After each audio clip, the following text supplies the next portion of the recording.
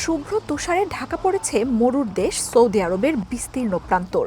চারদিকে রুক্ষ শুষ্ক যে সৌদি আরবকে দেখে সবাই অভ্যস্ত, তা থেকে এই রূপ একেবারেই আলাদা।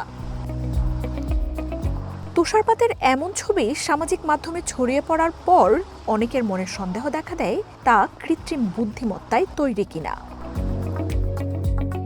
তবে দেশটির স্থানীয় গণমাধ্যমগুলোতেও এই তুষারপাতের খবর উঠে এসেছে।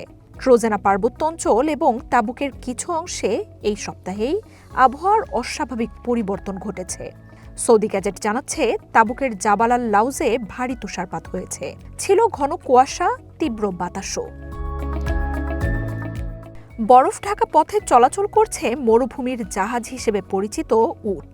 বাড়িঘর ঢেকে গেছে তুষারে, রাস্তায় থাকা গাড়িগুলো ঢাকা পড়েছে। অঞ্চলগুলোর তাপমাত্রা কমে 4 ডিগ্রির নিচে নেমে এসেছে। মরুভূমিতে তুষারপাত বিরল হলেও নজিরবিহীন নয়।